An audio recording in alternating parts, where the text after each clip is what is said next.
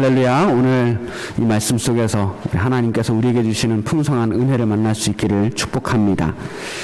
우리 지난주에 우리가 스데반 집사가 산헤드린에서 순교당한 사건들을 함께 살펴봤습니다. 그것은 초대교회가 경험한 첫 번째 순교였습니다. 그리고 그 사건은 초대교회가 유대교회에서 공식적으로 퇴출된 사건이었습니다. 적어도 스데반 사건 이전에는 사람들이 이 초대교회라고 하는 존재를 그냥 유대교회 한 분파 정도로만 생각했거든요. 그래서 같이 함께 회당에서 예배도 드리고 또 성전에서 제사도 드리고 성경과 율법을 가지고 서로 토론하기도 하고 논쟁도 했었어요. 사실 초대교회라고는 얘기하지만 이때까지 초대교회 구성원들은 자신들이 가지고 있는 어떤 독자적인 건물도 없었고요. 자기들을 따로 일컬어서 부르는 어떤 명칭도 없었습니다. 자기들을 초대교회라고 부르지 않았어요. 유대교하고 어떤 다른 새로운 종교라는 생각 자체를 가진 적이 없었단 말이에요. 오히려 자기들이야말로 하나님께서 보내주신 구세주, 메시아이신 그리스도를 믿고 있는 진짜 유대인이라고 생각했어요. 그래서 그 사람들도 똑같이 유대인들과 똑같이 성전에 나가서 하나님께 예배드리고 율법도 지키는데 그냥 율법을 형식적으로 지킬 것이 아니라 본질적으로 율법의 근본적인 정신까지도 지키려고 했던 진정한 하나님의 자녀로 살기로 했던 어쩌면 진정한 유대교인으로 살려고 애썼던 사람들이란 말이에요. 그런데 이제부터는 유대교의 회당에서 쫓겨나게 됩니다. 유대교로부터 배척을 당하고 핍박을 당하게 됐어요. 이때 핍박의 주역으로 등장한 것이 사울입니다. 사울은 이제 스데반이 순교를 당하던 그 자리에서 그 모든 광경을 목격했다고 합니다. 그리고 사울은 스데반이 죽은 것을 마땅히 여겼다고 그랬어요. 그리고 이제 교회를 잔멸했다는 표현이 나와요. 잔멸했다고 하는 것은 그냥 멧돼지가 포도원에 들어가서 파도밭을 마구 짓밟아서 엉망진창을 만들었다는 것을 표현할 때 쓰는 말이래요. 한마디로 집집마다 돌아다니면서 닥치는 대로 성도들을 잡아들여서 옥에 가두는 그런 일들을 벌이게 되는 거예요. 이제 스데반의 사형 사건이 하나의 판례로 잡히게 된 겁니다. 앞으로 회당에서 예수의 복음을 전하는 사람들은 누구든지 죽일 수 있게 된 법적인 근거가 마련된 거예요. 그래서 이제 초대교회 교인들은 더 이상 성전에 머물 수가 없었어요. 유대교인으로서 살아갈 수도 없게 된 겁니다. 1절 말씀 읽어보겠습니다. 그날에 예루살렘에 있는 교회에 큰 박해가 있어 사도회에는 다 유대와 사마리아 모든 땅으로 흩어지니라. 이제 박해가 너무 심해지니까 많은 성도들이 예루살렘을 떠나게 됩니다. 이후로부터는 우리가 알고 있듯이 이 기독교의 역사가 선교의 역사가 되는 거예요. 더 이상 유대 땅에 머물 수가 없게 되었으니까 밖으로 도망가게 됐는데 오히려 그 일들이 복음을 퍼져나가게 했던 것이죠. 성전 중심으로 있던 예루살렘을 벗어나서 유대와 사마리아와 모든 땅으로 흩어지게 됐습니다. 예수님 말씀대로 이루어지는 거예요. 온 유대와 사마리아와 땅끝까지 이르러 복음의 증인이 되는 그 시작이 바로 이 순교 사건부터 비롯된 것입니다. 자, 오늘은 그렇게 세계로 흩어져가는 선교의 맨 처음 모습들을 보여줍니다. 맨 처음 성전 밖에서 유대인이 아닌 다른 사람들에게 복음을 전한 사람, 그 사람이 바로 누구냐면 7 집사 가운데 한 사람이었던 빌립이라고 하는 집사였어요. 오늘은 이 빌립 집사의 사역을 중심으로 최초의 선교의 모습을 한번 살펴보려고 합니다. 자, 빌립이 사마리아 지역에 가서 복음을 전했다고 했습니다. 자, 유대인들이 상종도 하지 않던 사마리아인들에게 찾아가서 복음을 전했다라고 하는 것은 상당히 그 당시로서는 놀라운 일이라고 볼 수가 있어요. 대단한 용기와 결단 없이 이 사마리아 땅으로 들어가기가 어려웠던 거예요. 물론 예수님 말씀과 사역 가운데도 이미 사마리아가 여러 번 등장합니다. 선한 사마리아 비유도 우리가 기억할 수 있고요. 우물가에서 만난 사마리아 여인의 이야기도 잊을 수가 없습니다. 예수님께서 가셨던 길이에요. 그 사마리아 땅은 예수님께서 가셔서 먼저 복음을 전하셨던 곳입니다. 그러니 빌립도 가지 못할 이유가 없어요. 5절 6절 읽어보겠습니다. 빌립이 사마리아 성에 내려가 그리스도를 백성에게 전파하니 무리가 빌립의 말도 듣고 행하는 표적도 보고 한 마음으로 그가 하는 말을 따르더라. 당시에 예루살렘 성전에서만 예배해야 한다고 하는 그 제사장 무리들이 스데반과 헬라파 유대인들을 회당에서 쫓아냈어요. 왜냐하면 그들이 그들의 생각에 정면으로 반박했기 때문입니다. 그리고 빌립은 바로 그 스데반이 전파했던 그 복음을 들고 사마리아 사람들 앞에 가서 담대하게 그리스도의 복음을 전합니다. 그런데 유대인들과 제사장들은 그 스데반의 복음을 듣고 그를 돌로 쳐서 죽였지만 사마리아 사람들은 달랐어요. 그들은 예수님께서 그리스도라고 하는 사실에 큰 은혜를 받습니다. 왜 그랬을까요? 자, 사마리아 사람들은 그동안 유대교인들이 들락거리는 그 성전에 들어갈 수가 없었던 사람들이에요. 그랬기 때문에 그들은 그리심산에 가서 거기에 산당을 지어놓고 거기에서 제사를 드렸습니다. 당연히 유대인들은 사마리아 사람들의 그러한 예배들을 인정하지 않았어요. 그런데 빌립이 사마리아 사람들에게 찾아가서는 당신들이 섬기는 그 신앙 잘못됐다고 지적하지 않았습니다. 그리심산에 있는 그 성전 예배가 잘못된 것이라고 말하거나 사마리아 사람들이 읽었던 그들의 오경, 사마리아 오경이라고 하는 그들의 성경을 비판하지도 않았어요. 빌립은 사마리아 사람을 정죄한 것이 아니라 오히려 복음을 전했어요. 복된 소식을 전했단 말입니다. 그 복음이 핵심이 뭐냐면 예수님은 그리스도시라고 하는 복음입니다. 왜 예수님이 그리스도라고 하는 말씀이 사마리아 사람들에게도 복음이 되었을까요? 지금까지 예수님이 그리스도라고 하는 사실은 유대인들에게만 복음이었단 말이에요. 왜냐하면 그들이 메시아를 기다리고 있었으니까. 메시아는 유대인들만을 위한 메시아라고 믿었어요. 빌립도 헬라계이긴 했지만 역시 유대인이었습니다. 그런데 그런 유대인이 사마리아 땅에 와서 그리스도 예수를 전하고 있어요. 메시아 예수. 그 말은 무슨 말이냐면 하나님께서 구세주 메시아 그리스도를 보내주셨는데 그것은 우리 유대교인들뿐만 아니라 사마리아인인 당신들에게도 그 메시아를 보내주셨다는 말이에요. 하나님께서 유대인들만 사랑하신 것이 아니라 사마리아 사람도 사랑하신다는 말씀이에요. 이게 바로 복음이 되는 겁니다. 빌립은 그 복음을 전하면서 거기서 귀신 들린 사람을 고치고 중풍병자와 걷지 못하는 사람들을 낫게 했어요. 하나님께서 사마리아 사람들을 사랑하신다는 것을 말로만 선포한 것이 아니라 온 몸으로 실제로 사건으로 보여주신 거예요. 그 사마리아 사람들을 하나님께서 사랑하시기 때문에 지금 거기 병들어 있는 사람들, 그 병든 사마리아인들을 고쳐주신다는 말씀입니다.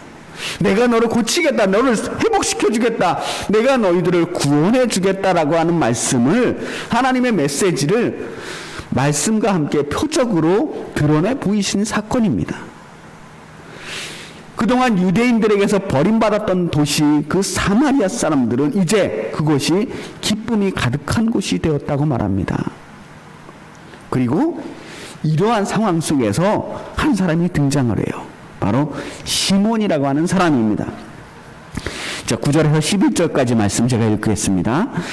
그 성에 시몬이라 하는 사람이 전부터 있어 마술을 행하여 사마리아 백성을 놀라게 하며 자칭 큰 자라 하니 낮은 사람부터 높은 사람까지 다 따르며 이르되 이 사람은 크다. 일컫는 하나님의 능력이라 하더라. 오랫동안 그 마술에 놀랐으므로 그들이 따르더니. 시몬이라는 사람은 마술하는 사람이에요. 마술사입니다.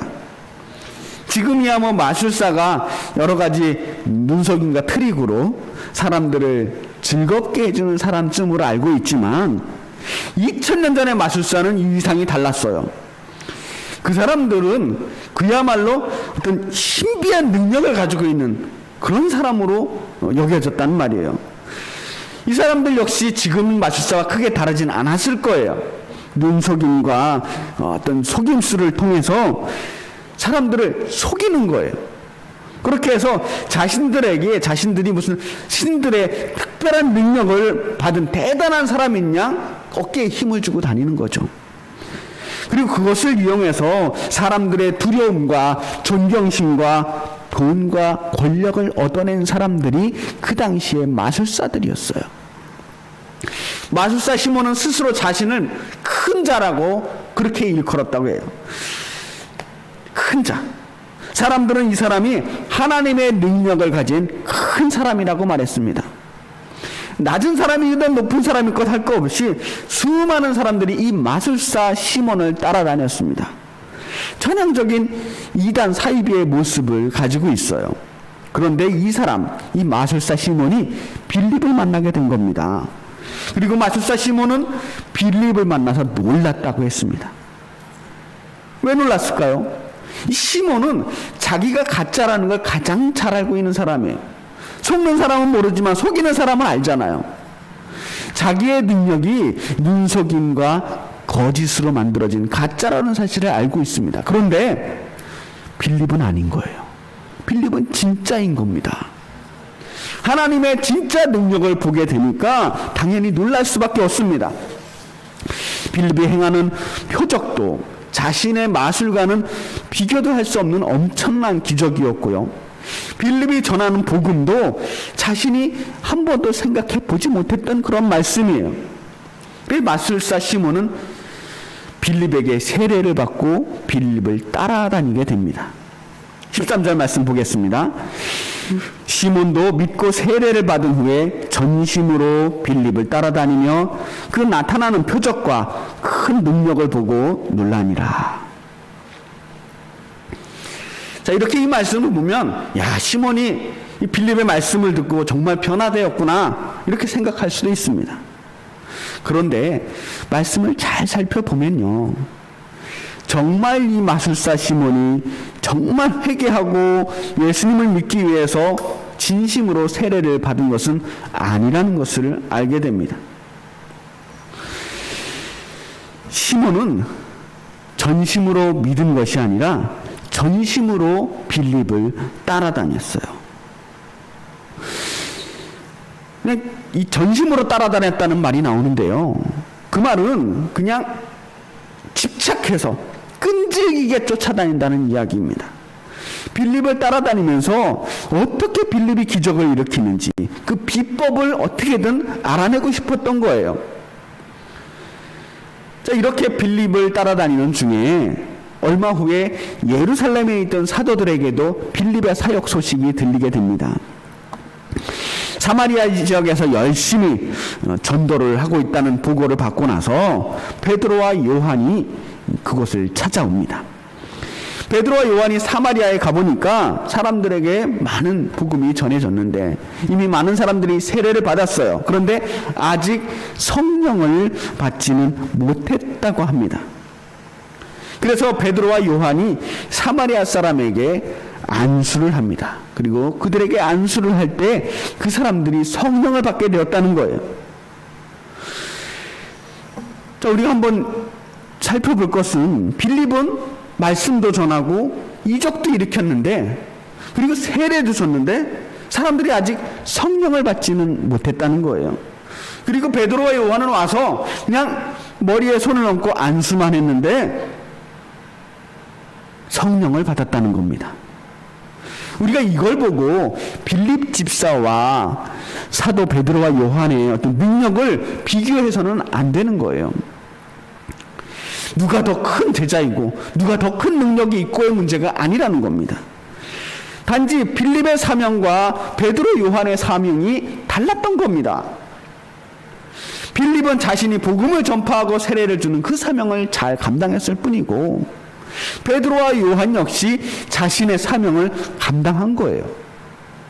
하나님의 은사 가운데 어떤 것이 더 크고 어떤 것이 더 중요한 게 있겠습니까? 다 하나님이 시키는 대로 한 것뿐입니다. 하나님이 하시는 일이고 하나님이 주신 선물이란 말이에요. 우열을 가릴 수가 없어요. 그런데 마술사 시몬이 보기에는 아무래도 베드로와 요한이 더 세 보인 거예요. 지금까지는 빌립 집사가 최고인 줄 알고 그 뒤를 열심히 쫓아다녔는데, 이제 보니까는 베드로와 요한의 능력이 훨씬 더 세 보이는 겁니다. 머리에 손을 딱 얹고 기도하니까 사람들이 변화되는 거예요. 성령을 받는다는 거. 사람들이 마치 어떤 새로운 능력으로 덧입혀지는 것을 보는 것 같았어요. 굉장히 매력적으로 보이는 거죠. 야, 머리에 손만 얹었을 뿐인데 사람을 변화시킬 수 있구나. 이게 정말 대단한 능력인 거예요. 저거다. 이젠 빌립이 아니라 베드로를 쫓아다녀야 되겠구나. 베드로에게 저 비법을 배워야 되겠구나 생각을 하게 됐어요. 18절 19절 말씀 보겠습니다. 시몬이 사도들의 안수로 성령 받는 것을 보고 돈을 들여 이르되 이 권능을 내게도 주어 누구든지 내가 안수하는 사람은 성령을 받게 하여 주소서 하니. 마술사 시몬은 베드로와 요한에게 그 능력을 돈을 주고서라도 배우고 싶었던 겁니다. 어떤 비밀스러운 능력이나 비법이 그 안에 숨어 있는 것 같았어요. 그래서 돈 주고라도 그걸 배우면 그렇게 될 것 같았을 겁니다. 어쩌면 이 사람은 지금까지 그런 마술의 비법과 속임수를 그런 식으로 돈을 주고 배워왔을지도 몰라요. 자기도 그렇게 능력을 전수받으면 그런 일들을 행할 수 있을 거라고 생각했겠죠. 시몬은 비록 복음을 듣고 세례를 받았지만 여전히 자신의 마음속에 있는 그 악한 마음을 버리지 못했어요.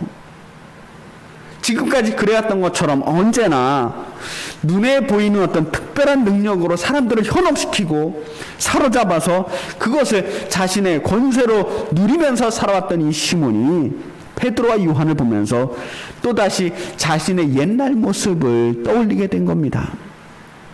나도 저렇게 성령을 받으면 좋겠다가 아니에요. 나도 안수하여 주셔서 나도 성령을 받고 변화되게 해주세요라고 하지 않았어요. 나도 베드로와 요한처럼 사람들에게 안수를 하면 성령을 받게 해주는 그런 영적 지도자가 됐으면 좋겠습니다. 이런 생각을 하게 된 거예요. 예전에 눈속임으로 사람들을 현혹시키고 스스로 큰 사람 행세를 했다면 이제는 정말로 그런 능력을 받아서 진짜 큰 사람이 되고 싶어 했다는 차이점이 있어요. 돈을 주고 성직을 사는 사람들이 있었어요. 중세시대에도 그런 사람들이 많이 있었고 오늘날에도 있습니다. 그런 돈을 주고 성직을 파는 것을 성직 매매라고 그래요. 영어로 이 성직 매매를 시몬이라고 해요. 시몬이.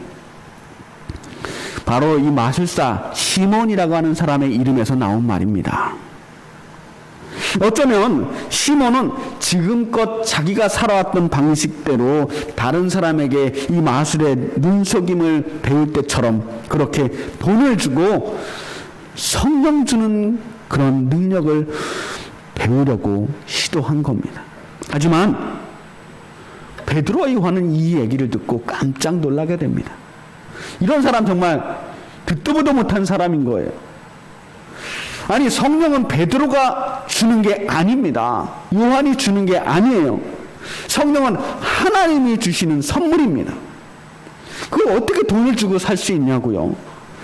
만약 이런 생각을 가진 사람이 하나님의 능력을 얻게라도 된다면 그 능력으로 또 무슨 짓을 할지 알 수도 없어요. 물론 하나님께서 그런 사람들에게 능력을 주시지도 않겠지만 베드로는 이 사람에 대해서 아주 정색을 하고 엄중하게 경고합니다. 20절 말씀에서 23절 말씀 읽겠습니다. 베드로가 이르되 내가 하나님의 선물을 돈 주고 살 줄 생각하였으니 내 은과 내가 함께 망할지어다. 하나님 앞에서 내 마음이 바르지 못하니 이 도에는 내가 관계도 없고 분깃될 것도 없느니라. 그러므로 너는 너의 이 악함을 회개하고 주께 기도하라. 혹 마음에 품은 것을 사하여 주시리라. 내가 보니 너는 악독이 가득하며 불의에 매인 바 되었도다. 베드로는 아주 시몬에게 직설적으로 비판하고 그 나쁜 마음에 대해서 지적합니다. 하나님의 선물을, 하나님의 능력을 돈 주고 살 수 있다는 그 생각, 하나님이 주신 직분과 사명을 돈을 주고 살 수 있을 거라는 생각, 하나님의 은혜와 하나님의 선물을 사람의 뜻대로 컨트롤할 수 있다는 생각, 그 생각이 얼마나 큰 죄인지를 지금 경고하고 있는 겁니다. 하나님 앞에서 너의 마음이 바르지 않다. 이 도에는 내가 관계도 없고 내 분깃될 것도 없다. 너에게 교회에서 해줄 수 있는 게 없다. 너가 교회 안에서 어떠한 네 몫을 찾을 생각하지 말아라는 거예요. 너는 이미 불의로 가득해 있다는 거예요. 경고하는 거예요. 그러나 이것은 저주의 말이 아니에요. 빨리 회개하라는 겁니다. 지금도 늦지 않았다. 빨리 돌이켜서 나쁜 마음을 버리라는 말씀입니다. 24절 말씀에 보세요. 시몬이 대답하여 이르되 나를 위하여 주께 기도하여 말한 것이 하나도 내게 임하지 않게 하소서 하니라. 자, 시몬은 금방 꼬리를 내리는 것 같아요. 근데 잘 보면요, 시몬은 회개하지 않습니다. 그저 베드로가 자신에게 했던 그 나쁜 말, 저주의 말 같은 그 말씀들이 자신에게 임하지 않기를 바라는 마음뿐이에요. 그나마도 자기가 하나님께 하나님 이런 일들이 제게 오지 않게 해 주시옵소서라고 기도하지도 않아요. 자기가 기도하는 것이 아니라 베드로에게 자기를 위해 기도해달라고 부탁합니다. 자기 기도를 믿지 못하는 거예요. 자기 믿음이 불확실하니까 당연히 자기 기도도 믿지 못해요. 시몬의 관심은 지금 내 죄를 용서받는 데 있는 것이 아니라 하나님의 심판에서 벗어나는 일뿐입니다. 지금이라도 회개하고 뉘우칠 수 있는데 시몬은 끝까지 자신의 잘못을 깨닫지도 못하고 회개하지도 못합니다. 그렇게 또다시 믿음의 기회를 잃어버리는 거예요.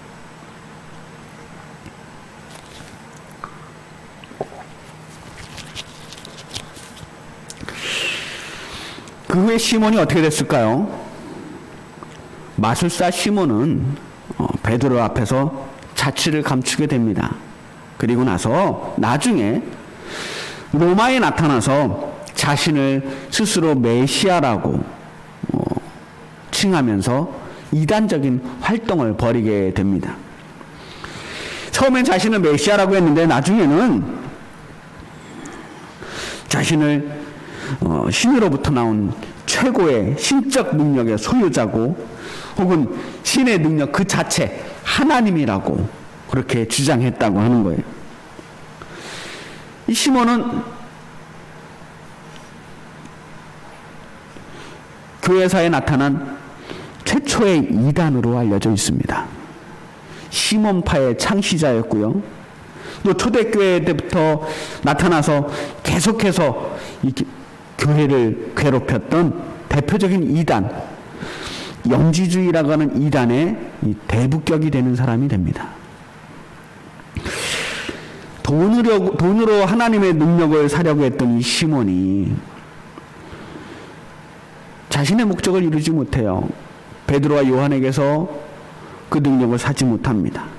하지만 이제 오히려 자신의 가짜 마술, 그 거짓된 능력을 팔아가며 살아가는 종교 장사꾼이 되어버렸어요.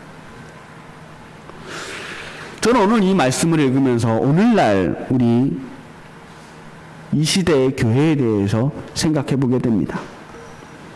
오늘날 교회가 왜 타락하고 왜 세상 사람들로부터 지탄을 받고 있는가? 마술사 시몬이 너무 많아요. 종교 장사꾼들이 너무 많아요. 스스로 자신을 큰 사람이라고 떠들고 다니는 사람들이 너무 많아요. 스스로 자신이 뭐 대단한 하나님의 큰 종, 능력의 종, 하나님께서 택하신 사람, 하나님께 붙들림 바 되어서 자신의 손으로 안수만 하면 병이 낫고, 안수만 하면 집안의 문제가 해결되고, 가게에 흐르는 저주가 끊어지고, 말도 안 되는 말로 사람들을 현혹시키는 종교 장사꾼들이 너무 많아요. 이단 사이비들에게만 종교 장사꾼이 있는 게 아닙니다. 그리고 오늘 너무나도 많은 사람들이 예수님이 아니라 그 능력에 눈이 팔려 있는 거예요. 복음을 따르는 것이 아니라 그 능력, 우리의 눈에 보이는 그 특별한 현상들을 따라다니는 사람들이 많기 때문에 종교 장사꾼들이 득세하는 겁니다. 정말 이런 거 조심해야 되는 거거든요. 성도들도 조심해야 되고 목회자들도 스스로 자신들이 종교 장사꾼이 되지 않기 위해서 부단히 노력해야 되는 거예요. 유혹이 너무 많아요. 그런 사람들이 교회의 본질을 흐트러뜨리는 거예요. 망가뜨리는 겁니다. 교회인지 무당집인지 이 거짓 마술가도 같은 엉터리 신비주의가 판을 치고 있습니다. 그렇게 겉으로만 거룩한 척하고 신령한 척하고 성령에 사로잡힌 척 쇼를 잘하는 사람들을 향해서 사람들은 능력의 종이라고 열광을 해요.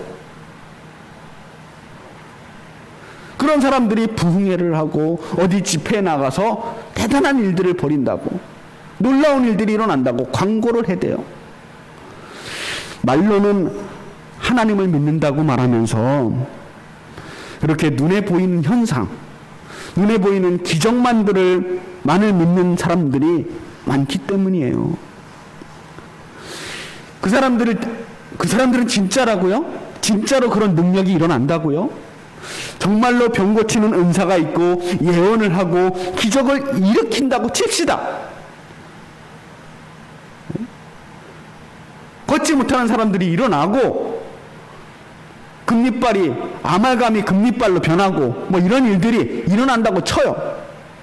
그게 뭐 어쩌라는 겁니까? 분명하게 말하지만 복음의 본질은 눈에 보이는 능력에 있지 않습니다. 복음의 본질이 병을 고치는 능력에 있지 않아요. 그건 의사가 할 일이에요. 아프면 병원에 가면 돼요. 기적을 일으키는 게 복음의 본질이 아닙니다. 기독교는 마법이 아니니까요.